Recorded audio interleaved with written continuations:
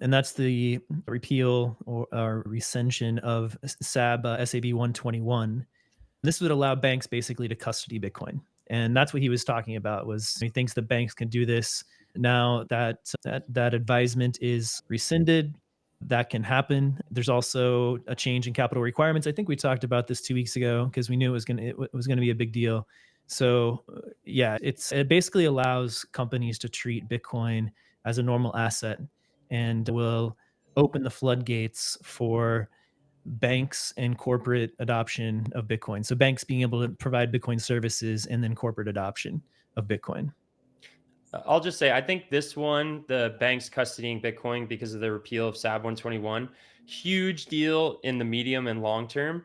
Yeah. In the short term, I think this is more of a slow burn because these banks are not ready to custody Bitcoin right now.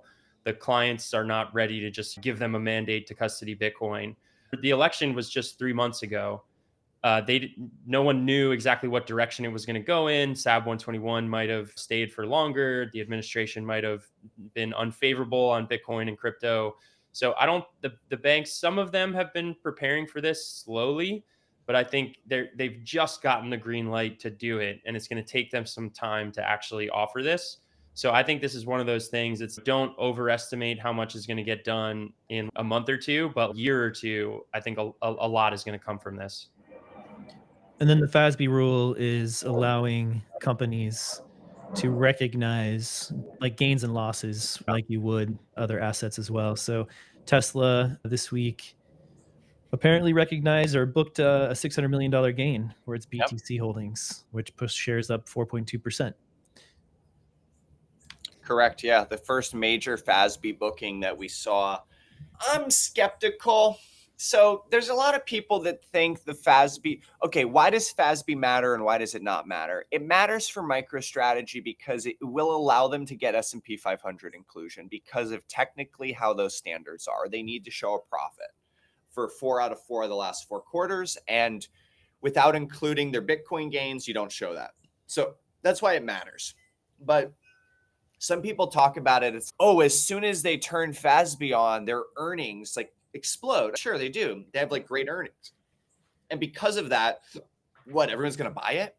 Like, everyone knows they have this money. They know how much it's worth. It's not like this magic formula where when you make a technical accounting change and suddenly you have a better earnings number and like what, like everyone puts in hundreds of billions of dollars. Like everything that's known now is known then. So I'm skeptical that the inclusion of FASB by MicroStrategy is going to drive like some huge movement in the stock price, but it does obviously matter if you ever want to get into the S&P. Yep. Totally agree with that. Yeah, I would not. I would fade the second part of that tweet that we just put up there. That MicroStrategy is poised for some like massive stock rally, but it still is a big deal that these companies can show the gains on paper that everybody has known they have already. My thought on repealing SAB is it feels like if the banks do start custodying Bitcoin, they're going to start issuing loans against the Bitcoin, offering derivatives, etc. If that occurs in the next, let's say, 2 to 4 years, it's just the Trojan horse has made it all the way into the belly of the beast. And next administration, they 180 on all this stuff and they want to kill Bitcoin. Not possible. That to me represents going through a gate that we'll never return from.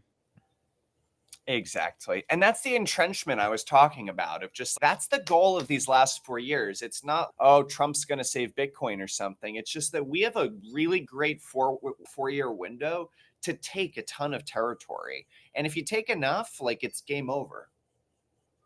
Exactly. And I think all we need is fair treatment, honest, fair treatment. 100%. We have the goods. We're right. The market wants it. If you just don't unfairly press your finger on the scale, Bitcoin wins in the fullness of time. This type of action pulls the future forward. But all we need is you can run a business in the industry and don't break the law and you're good to go. And all the basic fundamentals like self-custody nodes, send transactions, whatever. That's all that's needed. Absolutely. Sorry, I was muted, but I wanted to just shout out a funny tweet from Rob Hamilton. He said, "A guy whose entire online identity is about Bitcoin's inevitable global domination, but bemoans that Bitcoin is becoming financialized." This is addressing some of the people who might look at the banks getting involved, the ETFs, all this stuff, and they're like, oh, I don't like this aspect of Bitcoin.